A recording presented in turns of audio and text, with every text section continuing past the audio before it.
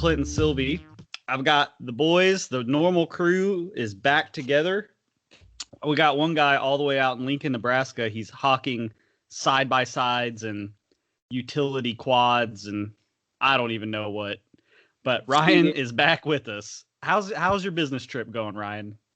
It's good. It's good. Business is good. So it's fun. Good conversations. Wish we could have more to sell, but we're selling everything we can make, so that's never a bad problem to have. I was gonna say you got into this job at a really good time.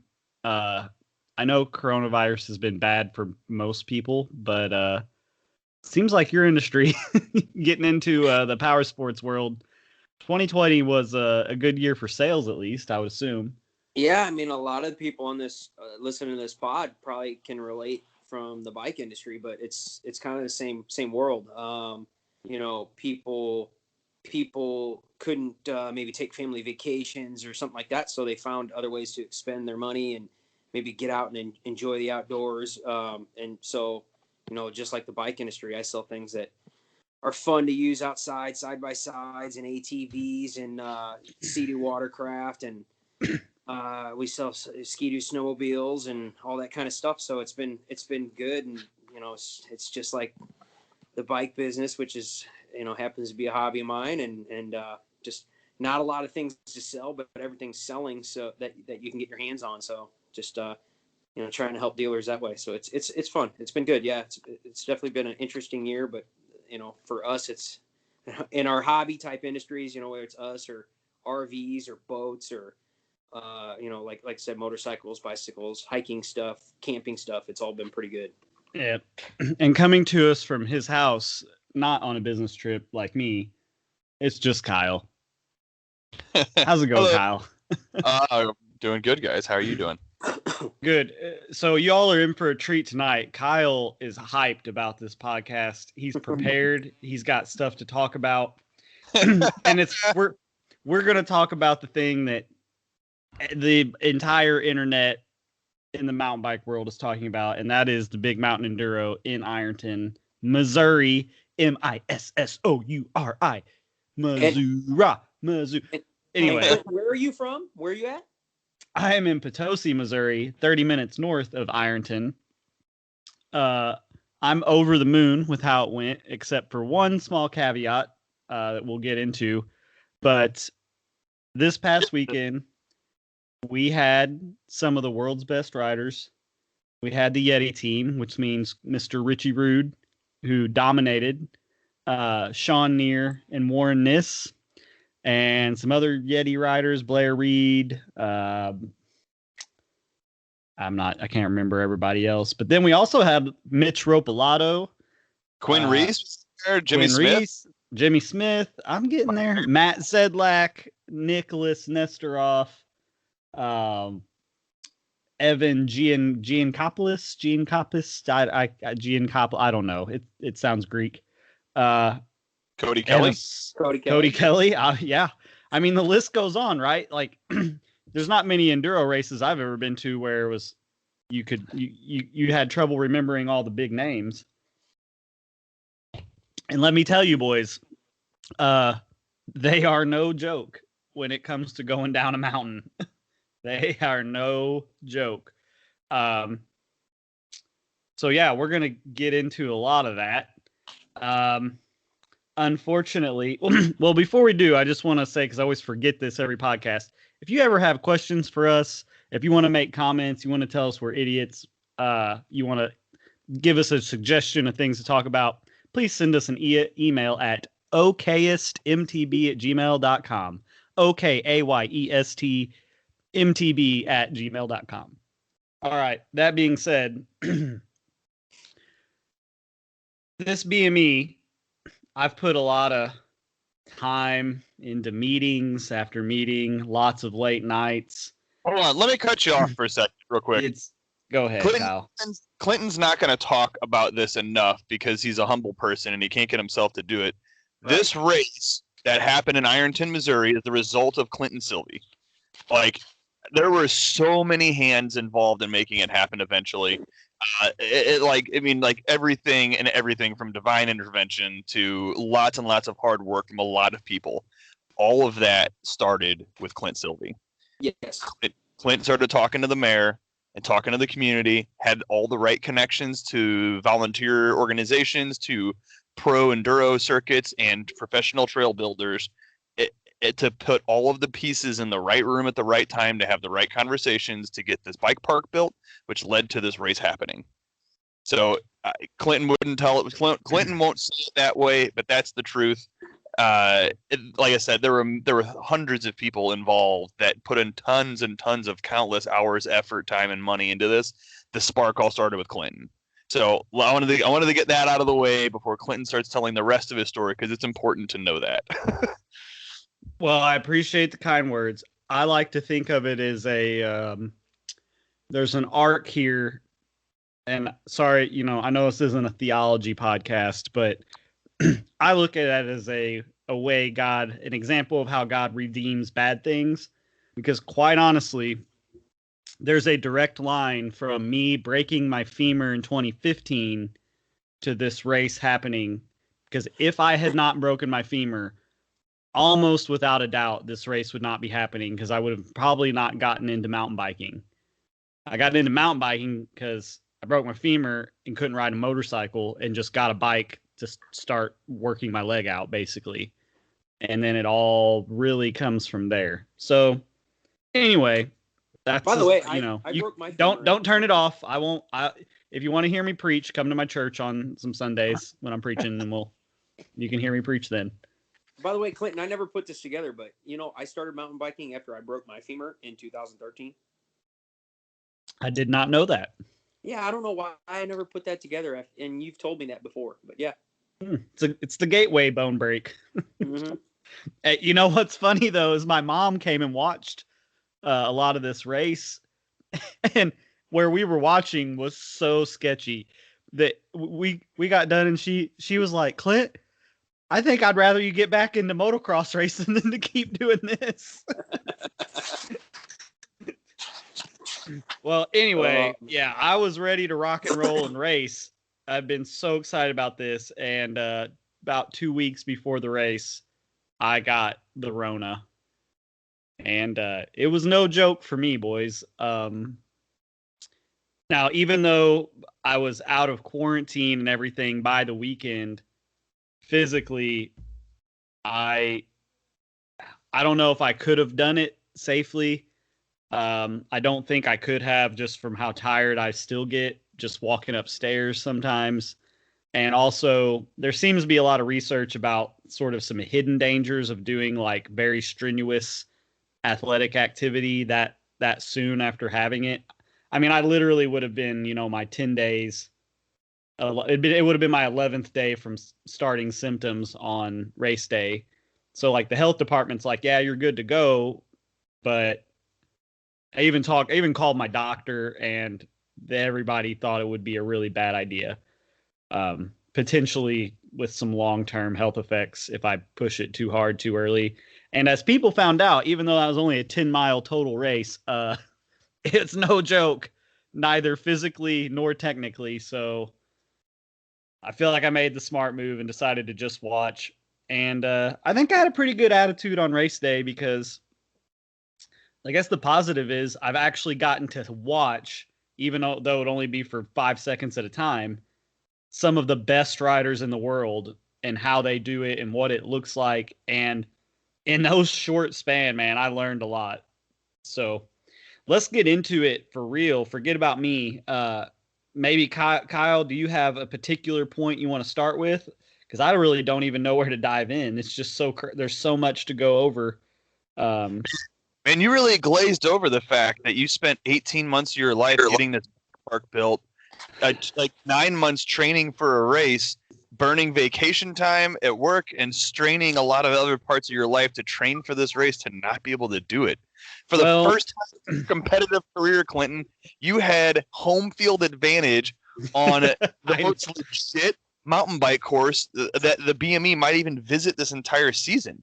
Like, you're a fast rider and a competitive rider and a hard-working racer, and you've never raced a race in your life where you had any semblance of home field advantage. So, like, You just glazed over the fact that how bummed you are about that. But Well, I the was, only reason I was able to glaze over is because I spent like 2 weeks on Facebook just whining and crying about it, looking for sympathy and validation. And I it's not like I didn't do any of that. I'm just, Oh. it's been long enough that I'm like, okay, it's time to move. Nobody I'm not wants to hear that. I'm still not over it. For real, I'm not even over it for you yet.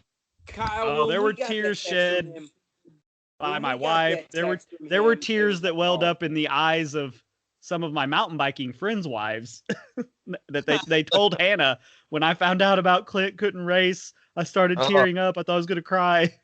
Oh, for real? Because Yeah. I didn't hear about it. You like dropped it on me on Thursday or Wednesday or whatever. I mean, it was a few days before the race, but you had tested positive long before you told me. And I had no idea because we had been talking. I picked up a trailer hanger for you at the bike shop, like was going to run parts for you. I told Chris at the bike shop I couldn't work for him on Sunday because I was running race support for you. Like I had no idea until a couple days before. And then I was like, still in denial at that point. Just like, I it's know. just the flu. It's just the flu. It's just the flu. It wasn't. oh, Ryan, you were going to say something, no, bud. What you got? I was just saying how gutted we were when he sent us that message that he couldn't race because he had corona. I was like, oh no. We get it, man. I get it. I mean, like I can relate to that through my Half Dome trip. It was a fairly similar experience of that much effort, mental preparation, physical preparation, lifestyle adjustment to fit around making that trip happen, and then to have it all come up to within weeks of it and have it not work out. I get it, and so I feel for you. I'm still gutted for you. But yes, let's move on to the we can move on to the race now. I just wanted to make sure we talked about that a little bit further for our boy Clinton. Pour one out for him. Well, I mean, don't get me wrong. I definitely was super like depressed and angry for a couple days. I mean, very down, but you just gotta get over it and move on and try to stay motivated for the next one. So with that said, when Ryan is back on the bike, we are going to host our very own World's Okayest Enduro race. And it'll be me, Clint, and Ryan racing ourselves on Strava on some weekend in October or November of this year. And we'll do it just to get some times on the board to see what it is, because I didn't race either. Ryan was busted off as well. I just straight chose life because I'm wildly unfit. But we'll go down on a shuttle weekend, and we'll shuttle all 5 stages, and we'll see how it all looks on the Strava segments. We can not tell my wife I'm racing. Quote. No, you're definitely not. You're sweeper. No. You're just there to sweep. Safety sweep, absolutely. You're the safety sweep. We've already talked about this, Ryan. We've got you covered. Boys, there's actually, I can't give the details yet, but there's going to be, there won't be as many stages. There'll be different stuff. The amateurs will be able to race maybe the green and the blues instead of the blacks. There's going to be a festival down there, I believe in August. Oh, of 2021? Yeah. Awesome. So I can't give out the details, but I'm just throwing it out there. There's going to be another event. It's going to be more casual, more of a festival type thing, but there's Clinton, stuff coming.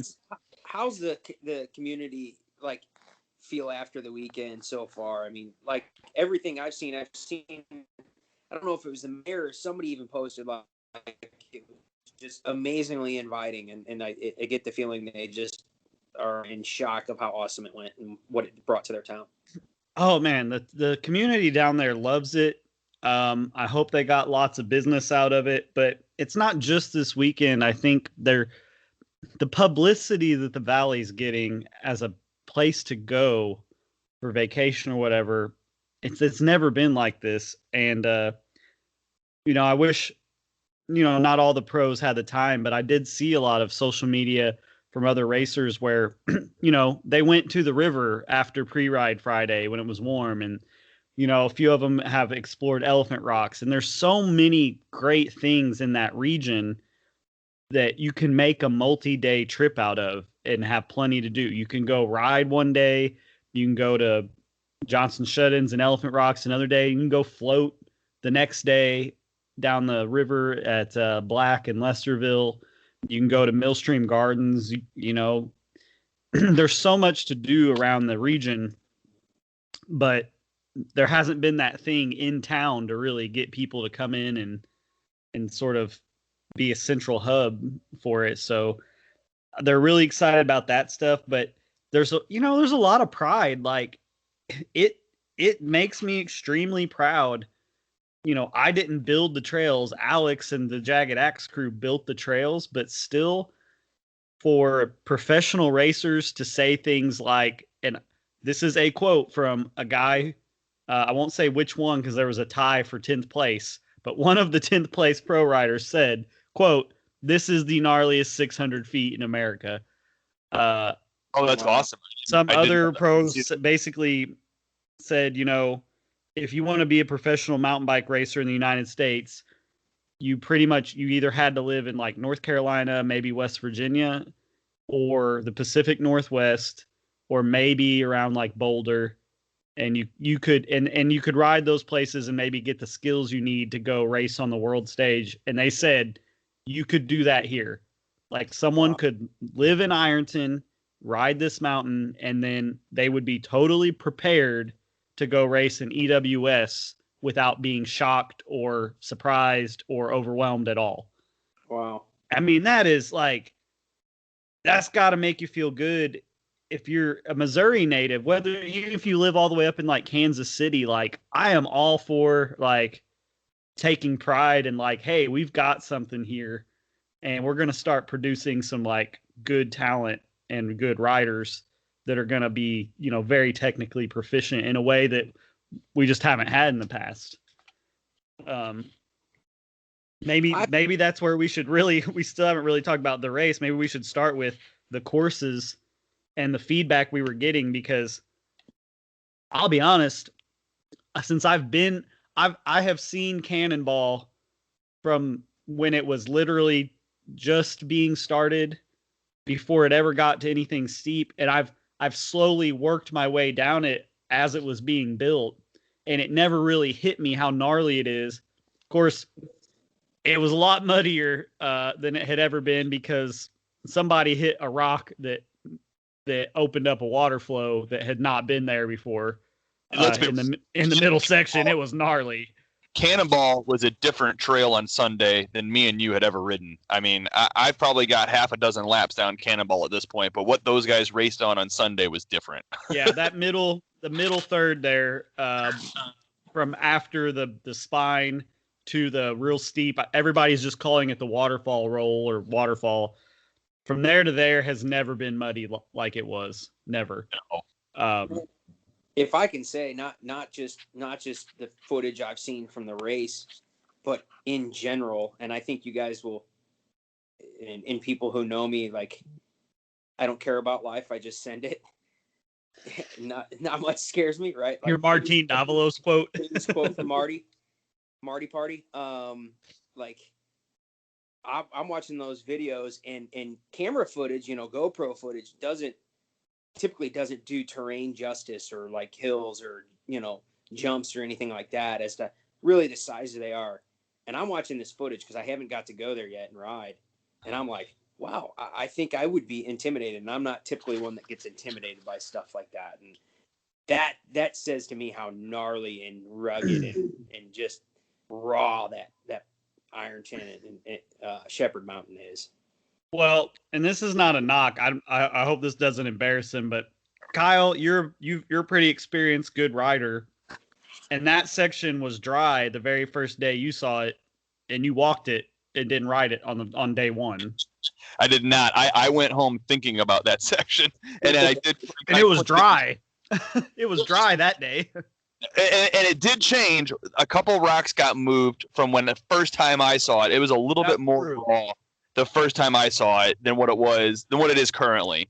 So I went there, I looked at it, and I said, you know what? I've had a clean day. I'm gonna go home and think about this whole section and figure out how to do it next time. And I cleaned it a few times the next time I went down. But yeah, in the dry, it definitely is a little easier than it was. You don't have to turn quite as hard to avoid some big rocks, but No, Man, it was a soupy, greasy mess and we on race day.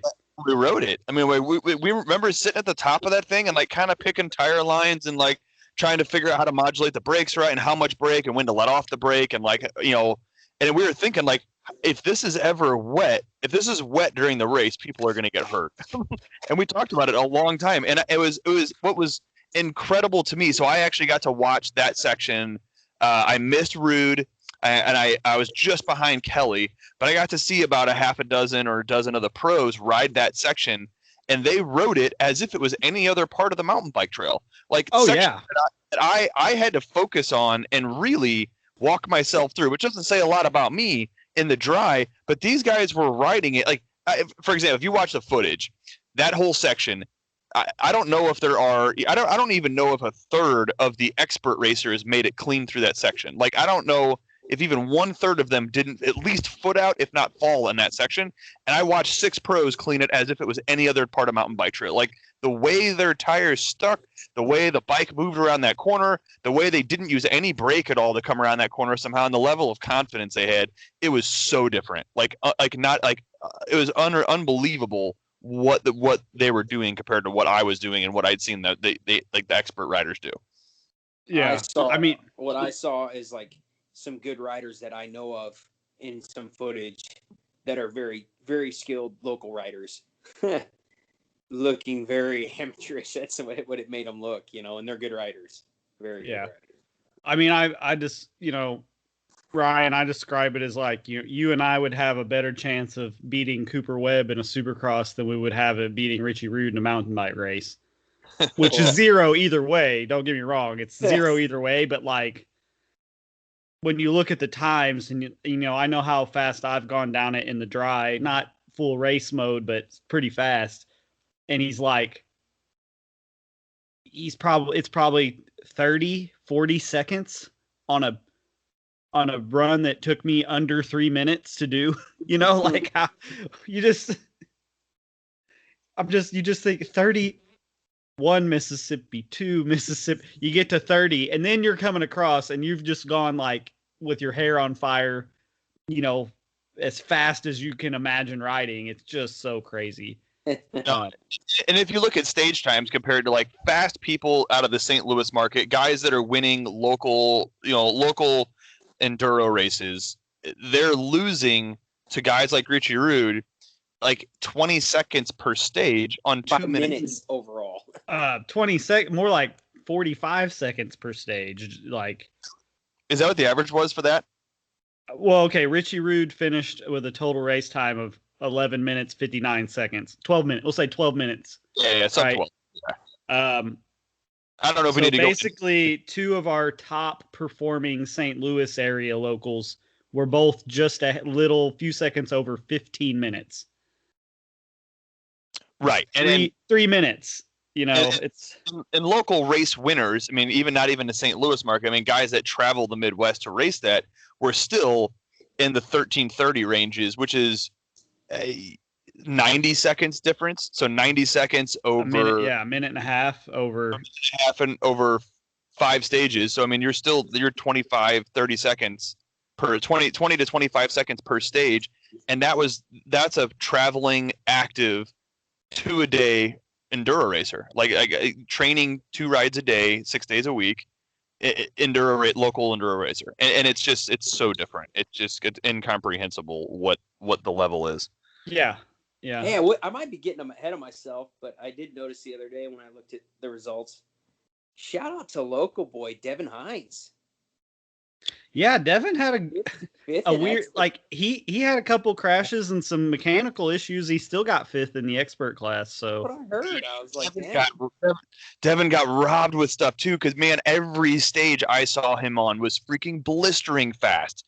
Like, and he had 3 full-blown no chain mechanicals and 2 offs, like complete bike one complete bike separation off related to the mechanical, and another full-blown off. Like, and so for him to finish 15, I bet there's an easy 60 seconds of mistakes I bet there's 30 seconds in crashes and an additional 30 or 40 seconds in mechanicals, which is part of the race. I get it. You got to keep your equipment together, and that's what working with a factory pro team helps you do. But he finished a minute off the first place guy's time.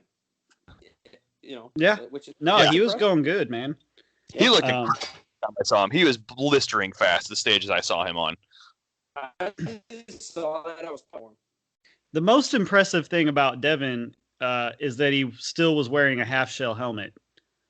That got a screw loose or something, man. I don't know. Let's talk about impressive things then. Might as well talk about my boy Sam Diatley from Columbia, Missouri, who raced in a half shell helmet on a hardtail 27.5 bike, single speed, all day. Climbed all 5 stages, raced all 5 stages, and he, for whatever reason, decided... No, he dropped out of the 5th stage. He rode the wrong trail down for the 5th stage, and he knew what he was doing. He chose to ride the green just to have an enjoyable ride down. Yeah. He did 4 stages and said, forget it, let's go.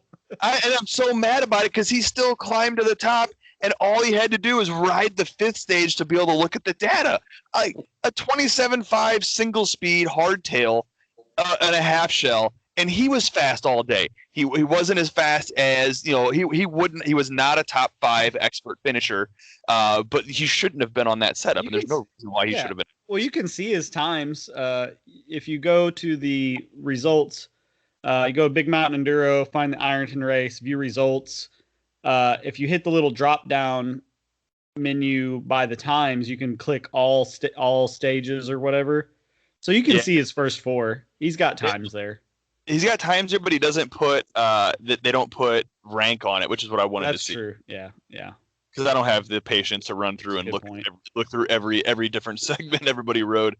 But like as far as like obscene things, why I even asked him like 2 days before race day, I was like, Sam, are you gonna ride a big boy bike and get a podium? And he said, nah, I'm gonna ride a single speed hardtail, and I still don't understand why. You know what? The single speed thing will be all right at this race. I don't think it'd really be a disadvantage. It might be an advantage because you don't have a derailleur to worry about smacking off stuff. There's not a lot of pedaling on these stages. You could basically, if you had a bike geared single speed at whatever, like either my next to highest gear on the bike, or maybe 3rd gear from the highest, you could totally race and do you could still do really well, just because the exhaustive side of it would be making that climb and making 3,000 foot climbing on a 27.5. Most everybody ended up hike-a-biking everything anyway, so I don't even think that matters. That's the thing about Shepherd. It's a gnarly deal. So we've talked a lot about Cannonball, and it's just steep and chunky and gnarly. Most of our listeners are from Missouri. Like they know the deal. So I kind of want to talk a little bit about what I saw. We'll come back to Cannonball, but I spent a lot of time watching almost at the very bottom of Powder Keg. That was stage 2. And I was posted up at after you go through all the really steep off camber sections, you come out of some loose rocks and you actually get to the steepest downhill part, and it's actually dirt. There's actually dirt there, and it goes down really steep, and it makes a left hand with a kind of a slight berm, and then it drops straight down into a hard G out where there's kind of a little natural creek, and then kind of up and over a rock garden, and then into a jump, and then carries on from there. So that's where I was watching a lot. And I watched a ton of the amateur class, both men and women. I watched most all the juniors. I was bummed because the experts and the 40 plus had already gone through. And then I watched the pros. And I just want to make this note about training for enduro. So if you have not ever raced an enduro, sections like that, although they're not common in the Midwest, watching the amateur classes and the amateur women, it was definitely making an extremely strong case of why enduro racers really need to go to the gym and do plenty of core and upper body workouts, because the G out was so hard and then the rocks after were so chunky that I saw people just absolutely getting bounced to the back of their bike and then grabbing a handful of back brake in the rocks that were slick and just bouncing all over creation. Lots of crashes. Part of its strength and part of its technique. We've got a problem in mountain biking where the conventional wisdom is if you're going downhill, you want to get your weight all the way back. That's not really correct. You just want to get yourself braced enough where when you get on the front brake, you don't go over the bars, but you cannot go into a G out with your butt already hanging out past the back tire, because as soon as you hit, you've got nothing, no control, you can't steer. And I just saw so many people just collapse in this G out and then just get bucked all side to side through the rock garden. Whereas the fast juniors and the pros come through and they just like go straight through it. Like they slow down for the turn because you have to, and then they just let off the brakes and point it straight, and they never slide. And there's just I think there's some stuff our crowd could work on where, you only have control in traction. You have the most traction possible when you're off the brakes, right? But man, I saw a lot of gnarly stuff in that section. That's for sure. No, and that's the difference. Is just that. I mean, even still me is that like I can't get myself to let off the brakes to put speed in places like those guys could. Like their comfort level at gaining speed in sections off the brakes was it was crazy. Like you could say it didn't look wild. It didn't look out of control. It looked very composed. And they're incredibly strong athletes, but it was different. So I saw the wildest thing I've ever seen in a mountain bike race ever in person was in that section. The pro men were coming through, and unfortunately the BME cameraman missed this by about a minute. He was like a minute too late, or he would have got it on camera. When you come down this section, it's super steep, right? Like, Ryan, I can't wait for you to get out there. You can't imagine. Like, it's so steep. You come into a left-hander, you hit a G out. It's always got water in it. It's like a flowing creek. Maybe in the middle of summer, it'll be dry. Well, you hit this G out, and the trail, you kind of have to veer and just take a little bit of a right veer, just, kind of a foot, 2 foot right, and then back left just a little bit, up and over a little rise, and then down through some chunky rocks, and then into a jump. I think I've seen some footage of that. There was some video of it. There's a huge boulder on the left. That's why you have to kind of veer right if you're riding to miss this boulder. This boulder's like 4 feet tall. Well, Warren Niss, who got third, he's a young Yeti rider. He came down through there. He hits the G out, and there's just a little rise. It's not steep at all, just enough of a little rise to technically be pointing uphill. And he preloads in the G out and bunny hops this huge boulder, like just straight over it and then onto the trail. Not only did he do it, but he had caught up to somebody. And when he landed, the person in front of him was only like 3 feet in front of him at that point. So, like, he was so committed to doing this. Like, he basically did it in traffic. On his, it was, I can't believe no one got it on camera. It was the craziest thing I've ever seen someone do in a mountain bike race, bar none. Like, must have played with that all week just for race day. I got up between riders. I'm like walking out onto the course once all the pros came through because there's like nobody left.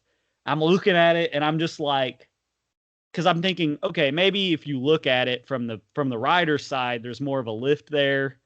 No, this was just like Danny McCaskill bunny hop straight over a huge boulder. If he would have clipped a tire and crashed there, it would have been so bad. And it really couldn't have been much faster. Like, that might have given him a tenth, 2/10 at most. And it was just so high risk. It was insane for that little amount of a gain. Like, nobody else did it. Absolutely nobody else did it. But it looked cool. It did look cool. It looked amazing, and nobody got it on camera. Like, there was a big crowd, big-ish crowd there at that point, and we're all just like, did anyone get that? Did anyone get that? Nobody got it. So it will just live in my memory forever. Clinton, next time we ride there, you need to point that out. Like, I'm having a hard time picturing the exact section that you're talking about, but I want to see what you're talking about. You won't believe me. When I show you, you'll go, that he did not jump over that. He must have jumped over this thing here. Like, no, you will not. You won't believe it.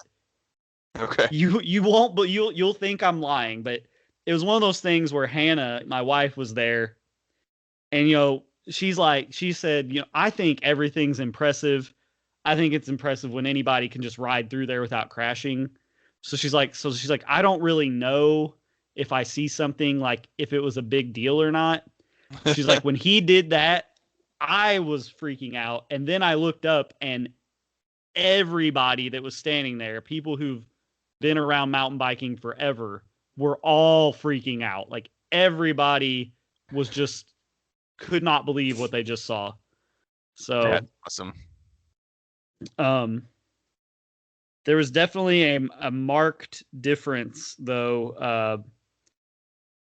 To me, the standout kind of where it's like there's just another level of rider coming up was really made more apparent with the juniors. The top juniors came through so well, and some other fast juniors, I'm not going to say names because I'm not trying to blow them out, because there's, at any other place in the Midwest, they would smoke me just on fitness.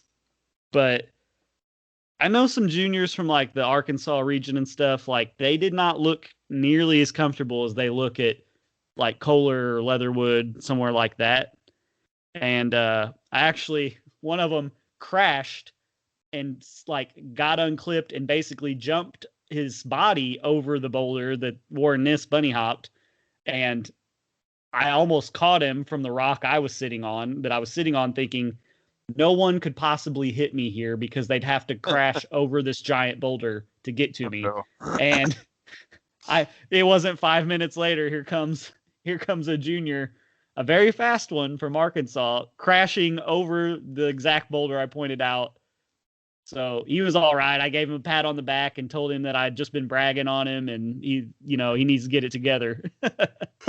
Man, the juniors were really impressive. At least the U21 category was really impressive. Like, right, the top 5 U21 times would have made it to the top 15 pro. Yeah, they were ripping. You know what I mean? Like, all top 5 of the U21s would have landed within the top 15 pro. Yeah, and then some of them, I mean, it reminds me of amateur motocross. Some of them came from a long way. I think I talked to Jacob Snow. I think he's a Specialized kid. He came from San Diego. He told me. Okay. And he would have finished 13th in pro, like pro man. Yeah. Right. These are guys that once they hit that age 21, they're not going to the expert class. They're going to the pro class. Right. They're going straight up. Yes, they were very impressive. Their times, 13, 15 for the winner, Jack Brown. I don't know him. I don't know where he's from, but that would have put him in 11th place. 3 seconds off Cody Kelly and Evan Giancopoulos. So, I mean, I think, that's crazy fast for a 15-year-old or something like that. I don't know. He's 16, 17, 18. I'm really not sure. Right. No, I mean, and even too, if you're talking about he won the, he won the, what am I looking for here? Under 21 men. Yeah, he won. Yeah, he won the 17 to 20-year-old. So, okay, he's 17 or 18 or 19, something like that. Yeah. And then if you look at the youth Groms, 10 to 16, I have no idea how old Henry Rappins is. But Henry Rappins, 10 years old to 16 years old, finished 14:24, which would have been third. That would have been top 20 in pro, and he's not even 16 yet. Yeah, I think he's 15. That would have put him, I think, in second or third in the expert class. So, it's funny. Mountain biking is a sport I feel like a lot of people come to later in life. But I forget that there's kids out there kind of like in the motocross world that like they've been racing bicycles like since they were little kids, like I did on a motorcycle, or you know what I mean? Yeah. And there's just another level there that we forget. We have fast friends. They're fast at the local level, but they got into mountain biking as teenagers or college kids or whatever. Right. I was, what Richie Rude and Sean Neer and those guys see and feel as what qualifies as fast is just a totally different thing. Like, it's a lifetime. Yeah, we can't even. What feels fast to them and what feels fast to us are not even remotely close. That being said, he told me it's totally fine if Missouri claims him, no matter where he lives now. But shout out to Jimmy Smith, who we get to claim as a Missouri guy. I'm such a huge Jimmy Smith fan. I love Jimmy Smith. You know what? I love him too because he's so fast. He would have every right to cool guy us, He and he would. just doesn't. No, man. I still fangirl when I get to talk to him, and like he's like I don't know, 5 or 6 years younger than me, and grew up riding dirt jumps, 20 miles from my house. I mean, like I know he's a Springfield guy, but he's a former BMX guy and grew up doing dirt jumps and being a trick BMX guy, and has just made a transition to, I mean, I say mountain biking, but even cycling. I mean, I think he's doing he's done road racing and gravel racing. He's just an cross country. I think he got third at the Pro Cup down in Bentonville like 2 weeks ago. He's just an absolutely incredible athlete and a great dude. Every time I see him, I get to talk to him. I've done a couple races with him now, and I'm always happy to be able to say hey and a good weekend and stuff. And I don't know sort of what his deal is, what he gets from Specialized and his sponsors, if anything more than bikes. I have no idea. But it's not enough. It's not enough because like he's got the personality, and the following to represent a company well. And not only that, he's obviously got the speed to be legit. What could he do if he was paid well enough that, and maybe he does make enough that, he's a legit professional bicycle racer. Like he just has to worry about training and being the best athlete he can be. I think that's what I gather from social media, but social media is never the full story. But to be fair, like what could he do if he was part of a development team with a coach that was just like, here's the plan, boys, and we're going to follow it. And we're going to unlock, every ounce of potential you've got, 4th place at this race. And that's with him getting a 16th on stage 1 with kind of a little crash. So no, exactly. And I mean, that's top 3 all day long with a perfect day. And I don't think he's had a number plate on for racing enduro in 2021 yet. I think that was his first enduro race of the year. Yeah, I think you might be right. He's been doing a lot of cross country races and road stuff races like that. And a lot of spandex lately. Yeah, and he commented like, "Yeah, hoping this XC Fitness gets me ready for, round 1 of the Big Mountain Enduro." And I made a comment. It was like on Instagram. I'm like, there's not a whole lot of pedaling. He's like, the top parts of the stage. But I watched him come through that section on stage 2. You and I were standing pretty much together on Cannonball when he came through, and he passed the eye test, right? No, it looked pro as could be, man. He got 3rd on that stage, so he definitely looked like he was at least the 3rd fastest in where we saw him. So I really hope some more people take notice. I saw him on 2 or 3 of the stages of the day, and I knew exactly what he was wearing all day. Because he just wears like a full black kit because he doesn't get paid enough to ride mountain bikes. So he just wears a full black kit, and for whatever reason, I was going through pictures at the end of the day, and there was a pro. I think it was actually Max Sedelic, that had to either rerun stage 4 or was really late to stage 4. That made a pass down long after everybody else did, and it was another skinny fast guy with good style. But he had like a very bright like pink salmon colored shirt on, and I was flipping through pictures at the end of the day. And I thought I had seen that Jimmy was wearing that same jersey. Now, I know that I had seen him like 3 other times in the day and knew exactly what he was wearing. But I didn't. But for whatever reason, at that moment in time, I was like, "Oh my God, that must have been Jimmy Smith." And then so I sent him a message on Instagram. I was like, "Hey man, did you have to rerun stage 4?" He's like, "No, man, I was good." And I was like, "Oh, it must have been another guy in a pink jersey." He was like, "I was wearing black all day." And I was like, "You were wearing black all day. I freaking knew that because I saw you on 3 stages and you looked incredible. I don't know what I was thinking. I just stuck my foot in my mouth and it was totally embarrassing. But he's such a good dude." Yeah. He's definitely got his mojo right now. That's for sure. And these stages they weren't long, I'll give everybody that, but this is, I took Alvaro, the course setter for BME. He did all the taping and all that stuff.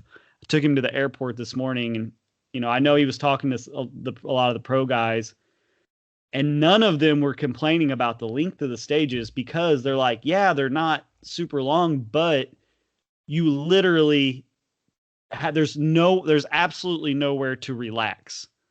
I've seen videos from EWSs where I've seen Sam Hill with his seat down, but he's literally sitting down on his seat, just coasting with it down a kind of a long straight stretch that's relatively smooth. Just, catching his breath, taking a rest. There's literally nowhere you could do that on any of these runs. Not one. Like, no, not Mineshaft, which is relatively speaking, probably the easiest, technically speaking, but even you're still, going to go super fast. It's a high demand trail. Like I made it through Mineshaft and I had arm pump by the time I got to the bottom of it. Yeah. Oh yeah. It'll give you arm pump. I rode it in the rain with Sam Diatley a couple weeks ago, right before I got sick. And we were just trying to like cruise down it slow. And it's harder to go slow because you're on the brakes so much. Like my hands started cramping up, which does not happen to me very often. And that's the easiest trail in the mountain. Like, yeah, that's the shortest one. It took Richie 2 minutes and 2 seconds. That was the shortest stage. But there's literally nowhere in that 2 minutes and 2 seconds where you're not 100% on and focused. No, you're just totally gripped the entire time. Poor Ryan. Poor Ryan's over there just like shaking his head like, yeah, I'm sure it's nice, guys. Must be fun. Sorry, buddy. I know. Poor Ryan doesn't have a lot to add. Hey, I want to interrupt this before we move to the next thing. You guys, I have an ad read. So, don't skip, everybody, because this episode is sponsored by me. So here goes. All right, look, we all love to ride. And one of the great things about mountain biking is it's a lifetime sport, but we all know this. It isn't cheap and it's dangerous. So the question is, do you want to be shredding well into retirement, right? Like I want to be racing the 40 plus class for years to come. And then I want to race the 50 plus class. And then I want to race when I'm 60 and 65. I mean, my dad's 66 and he swears he's going to ride down Powder Keg. All right. Here's the question, though. If you think you're going to ride with your grandkids, how are you going to afford it? Are you sure you'll be able to? Do you have a financial plan to take you well into the future? If you don't, or if you do and you want to review it, let me know. I'm a financial advisor with Belgrade Financial Services. You can email me at K, because Clinton is actually spelled with a K, ksylvie@moneyconcepts.com, or give me a call, 573-327-7003. We can go ride. We can make the mountain bike. This is my dream in life, is to have enough mountain bikers give me a call that basically the Shepherd Mountain can become the new golf course or any of the trails in St. Louis. And instead of going and playing golf to talk business, we can go ride. We'll talk about your financial, situation, come up with a plan, do what we need to do, and make the mountain bike park the new golf course. All right, Belgrade Financial Services you gotta let me finish, bro. Oh, I'm sorry. Belgrade Financial Services is an independent firm not affiliated with Money Concepts Capital Corp. All securities through Money Concepts Capital Corp. Member FINRA SIPC. Okay, it's over. We can talk about bikes again. So hang on. 2 things. One, your little disclaimer at the end. Literally, I have to do that. Your little disclaimer. No, what you need to do is you need to take that and like make it really fast. You know how they read those really fast, and just save it. So like it's your insert, right? Man, it's only like it'll be like it's like 2 sentences long. It'll be like a drop, That was a good elevator pitch, Clinton. Nicely done. Well, guess what? I'm going to do it the next time we do a podcast and the next time and the next time, but I'm not ever going to tell you when it's coming. That way people can't just be like, oh, I'll just skip the first minute of the show every week. You never know when it's coming. All right. Second thing. Sorry I interrupted, but Clinton will teach you how to save for retirement and then save for buying that $20,000 mountain bike to go down Shepherd. Oh my gosh. That's going to be like the 2025 specialized Turbo Levo. Yeah. It's going to be like $20,000. Yeah. Clinton will teach you how to save for that. Let's do it. All right. What were we talking about before I screwed it up? No, yeah. I can go. Let me go through my list. Let's see what we got here. So we talked about the race. We talked about Clinton's battle with COVID. The next thing on my list is Ryan's recovery. Just wanted to check in with Ryan. How you doing, bud? I'm doing great, actually. What is your back on the bike time looking like? I don't know. Maybe end of June. You think you're thinking end of June for a bicycle and for moto, or June for bicycle, maybe August for moto? Yeah, that's maybe accurate. I would say at this point. Okay. Yeah, it's going good though. I had PT yesterday morning, and I would say it was the first time.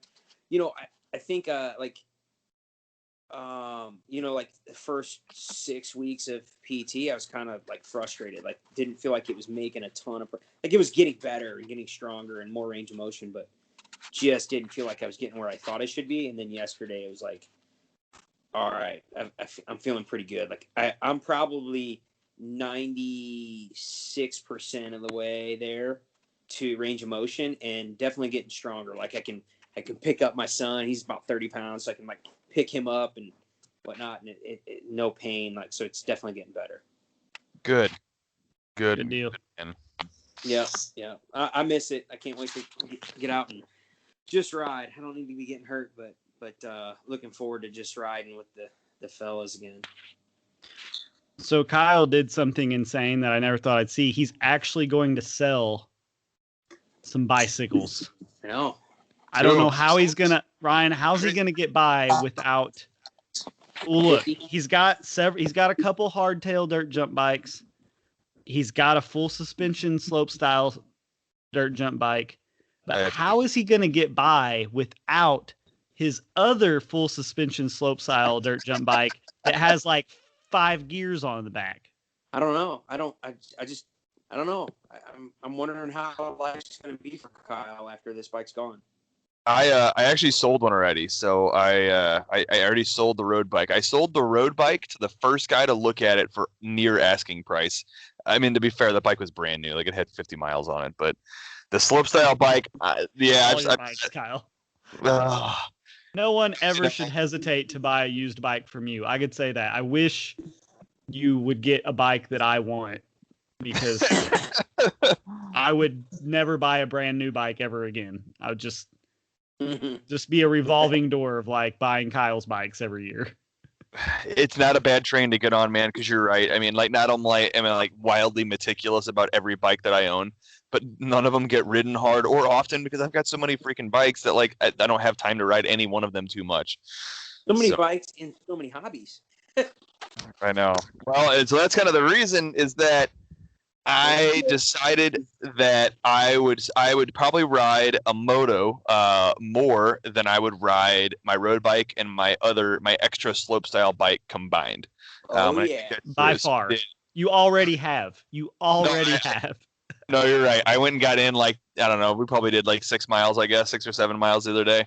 And so I got myself back in a moto finally after a year and a half off. I got myself a KTM 200 XCW with an E-start, and I am just so excited about it.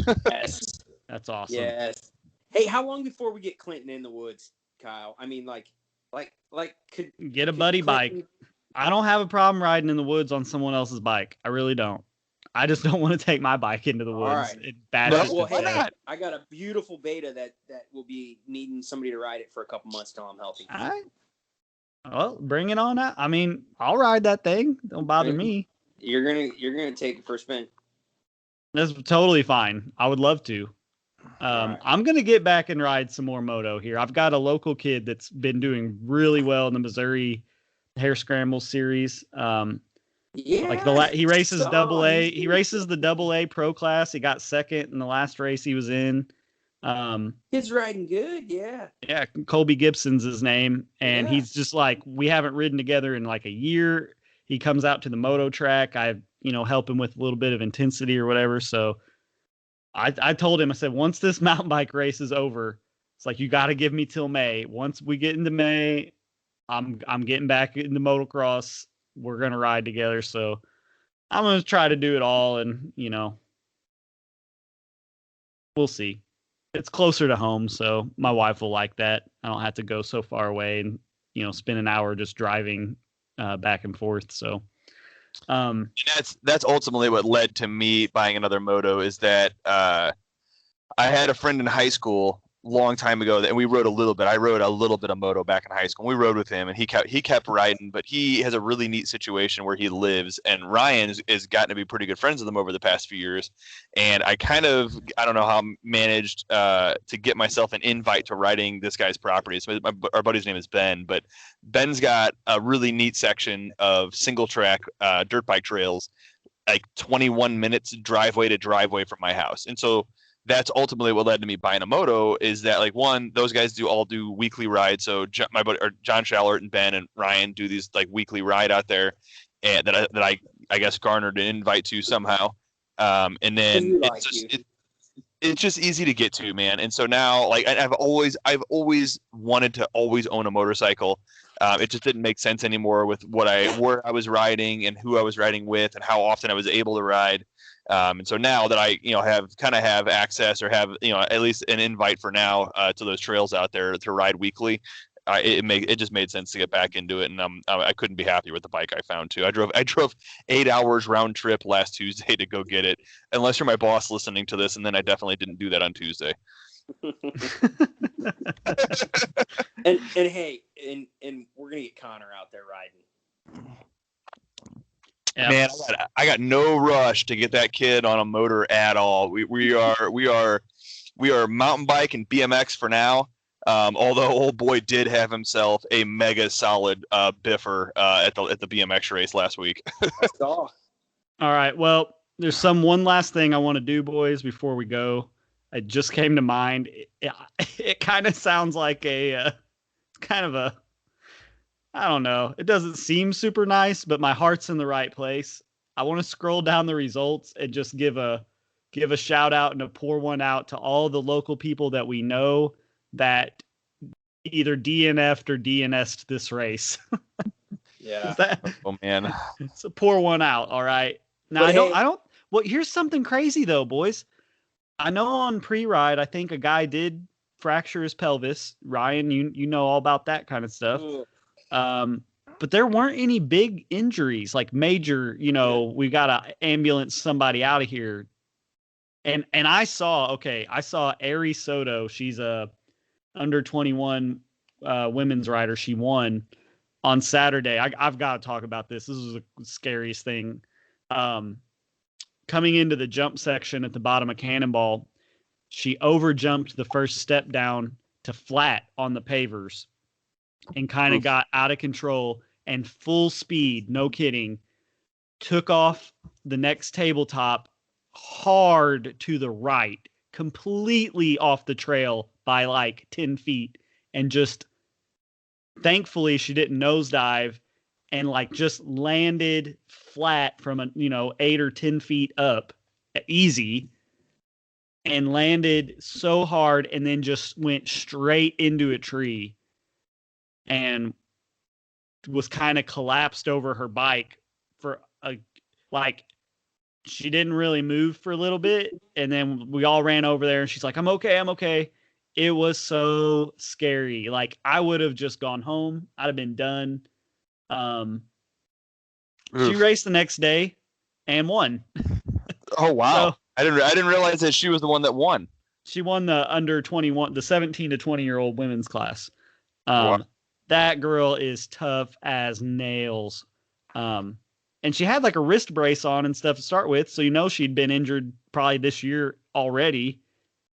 It was crazy, man. My dad, he was in disbelief that she was racing the next day. He thought for sure she had to have broken some ribs or something.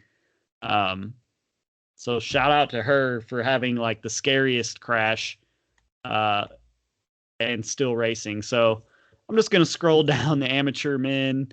Shout out to friend of mine and friend of the mountain, friend of the show, Chris Wietrick. Looks like he had a DNF. So we'll pour one out for Chris. Chris had a good day. He had fun. I saw him post race. I didn't know why he didn't finish, but I love Chris. He's such a great guy. Yeah. He's one of the volunteers. He and his wife Sarah, they put in a lot of time volunteering on the mountain. Great. So they really have many hours they've spent down there. I think they've got probably some of the, other than, Crazy Dave and myself, they probably got some of the highest amount of hours volunteering.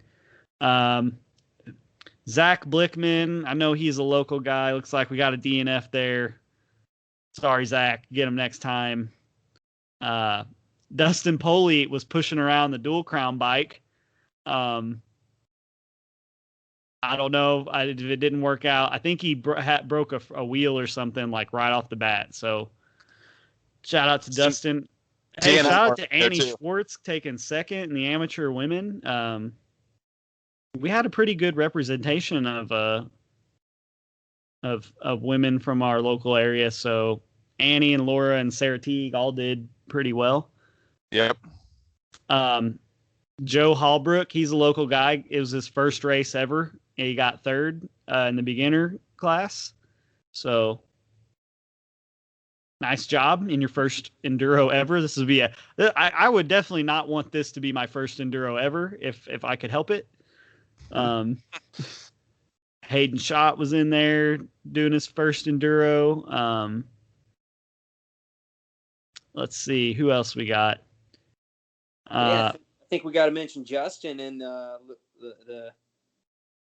Justin Roush and Brody the Ripper, or is it Brody, right? Brody the Ripper.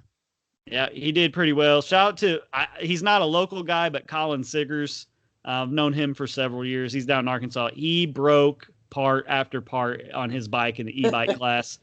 I know he broke cranks on pre-ride day. He had to get a tire on pre-ride day, and then in the race, his chain somehow, the way his derailleur caught on whatever stage, it tore through his chainstay. Oh no! It just because I saw him at the end of the race. I'm like, hey, did you keep your bike together? He's like, 100% not. Shout out to Shirtless Doug for making the thumbnail on the Vital video. Shirtless Doug. Dude, I was so glad I seen that on Vital. Michael Fleeg had a pretty respectable time in the expert class. Zach Barron was in there. Yeah, Zach Barron. I gotta say, so Zach is one of the fastest bike riders I know, and I know he had one good solid digger. I don't know what happened in the rest of his day though. But that time, 17:29, does not reflect what he's capable of. I'd be curious to figure out where his big miss was. But he's a fast rider. I'd like to see more from him next time. We'll have to interview him at the next BMX night. Yeah. Yeah. This is gonna sound stupid because he won. Eric Purtle won the Master 40 plus men, took the first Sandbagger. 4 stages. He is. I can just tell you that time 15:02 is not reflective of what he's capable of either. I know he won, but Was that a casual pace? he's faster than that. At least he could be.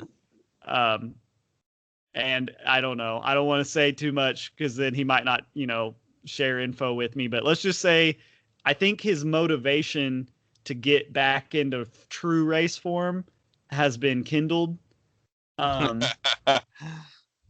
He's kind of like me, like, except I love racing. I'm not afraid to admit it. He loves it too, but he acts like he doesn't. So, Friedman DNF'd. Oh man.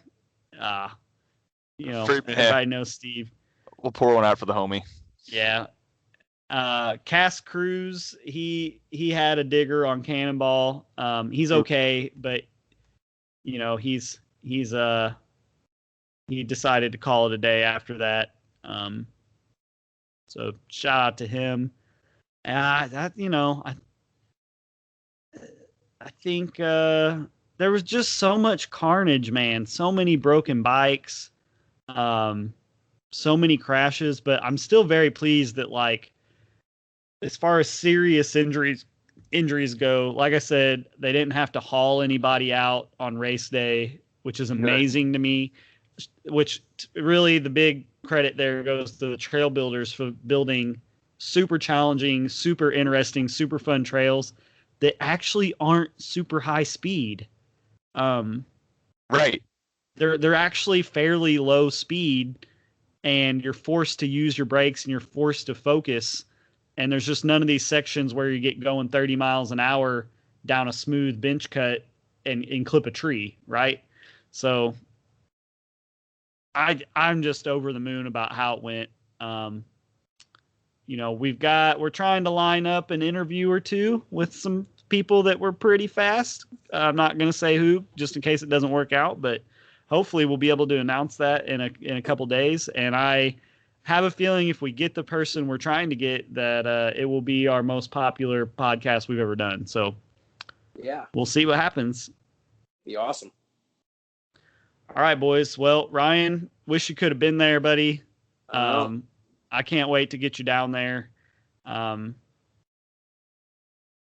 and Kyle, you need to get down here soon with me, if for no other reason for me to just point at a boulder and say that one. You jumped over that one, and then you'll just shake your head. When do you want to do it? Like, how soon do I need to get down there? When are you? I think I need to give myself about one more week before I start really trying to get back into it. And then I think even then I need to take it pretty easy. So if we don't have shuttle tickets, it might, maybe we'll get some shuttle tickets, or just take our time with it. So that's what we need to do. We need to find a way to do a shuttle ticket. Let's let the weather get nice. I'll bring the kids down, let the kids and fam hang out with your fam, and then me and you can go and enjoy a day of shuttling and slapping high fives like I like to. Yeah, maybe we'll announce it, and whoever else shows up who wants to ride with us can, and we'll instead of taking hard race runs, we'll just goof around and do some sessioning or something. Yeah, totally. And we could, if we want to do that, we could even announce it and record on the shuttle ride up a segment of our podcast just for fun. Yeah, it'd be sweet. Yeah. All right. Well, that's it for me, boys. Again, listeners, okayestmtb@gmail.com. Check us out on Facebook. I think Kyle's going to start an Instagram page for us or something. I don't know. Yeah, I just have something to tag for it. Like, I'm going to start an Instagram page. I will rely on Clinton to update it mostly because I already kind of co-manage another Instagram page or two. But yeah, I'll get something started, and then at least we can have something to point people to that'll have a link to our podcast on Spotify or whatever. Right on. Ryan, anything to add? Any final comments? I'm just bummed I missed out, but it sounds like it was great. I think, the press that, shoot, we got play on Pink Bike and Vital MTB, and it was so like the hype about the trails. Maybe it's totally confirmation bias, but I think I really think it's because no one that is not from here expected it to be so great. Right. And when you've got pros, you know, when Richie Root is like, yeah, like this is actually a really great place for me to get tuned up before I go to Europe. Yeah. For EWS races, like no one expected it, right? And maybe it's confirmation bias, like I said, but I don't think I've ever seen the trails get hyped like this from a race. Man, Everyone always says like, yeah, it was a great race, great trails, whatever. Hey, we hear from all over the country from mountain bikers like, hey, you ever been to Bentonville? And like, I'm not knocking Bentonville or Northwest Arkansas. Like, love going Yeah, down it's there. great. Like But, they got their own thing going on. but they don't get their trails don't get hyped like this does. You know, and maybe it's like the bias of like Missouri and like over in the area, where I'm from. But man, like they build new stuff all the time in Bentonville, and none of it gets the hype this does. Well, it was just totally different riding. Yeah. It's apples and oranges. And it was just so unexpected. You know what I mean? Like Bentonville has been on the hype train for, I don't know, for 6 years now, 7 years now, of really being a focal point of worth a destination to travel to. For the first time ever, professional mountain biking has come to the state of Missouri and had a season opener nonetheless. So it's going to get a lot of attention from all the teams. And nobody expected Missouri to have what Shepherd Mountain had provided. Sure. Yeah. And I think I didn't even understand how good it was because I've been there from the start and I've never really been anywhere else. I've never been to Keystone. I've never been to Windrock. I've never been to Whistler. So I did not understand how good it was. And then you got these people from Utah, Colorado, California, these pro guys all being like, this is unbelievable. This is this is gnarlier than pretty much anything we race. It's not as long, but it's action packed. And so I didn't even really have any perspective. I didn't know it was that good. I really didn't. Like, I knew I really liked it and thought it was super challenging and fun and awesome, but like I said, I've never been to Windrock. I've never been to North Carolina. Like, I was just like, I hope people like it.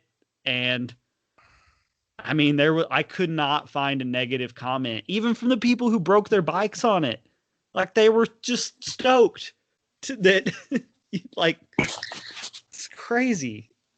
So I'm so happy. I hope more people come visit, show the town some love. I mean, you've never seen a community like support this. Dozens of retirees are just like in their Shepherd Mountain gear, their hats and their shirts, just directing traffic, happy as could be that we're there. It's just crazy. So it's awesome. Yep. All right. Well, we're going to end it there. Have a good night, Ryan. I hope you sell lots of side-by-sides tomorrow. Hey, I hope you sell some financial services, my friend. And Kyle, Me too. I would love to help some folks out. And the best part is, if you're a rider and you want me to come up to St. Louis or whatever, you got a day off work, you want to talk about it, we can make that happen. And no problem. All right. Later, guys. See you guys. See you guys. Good night.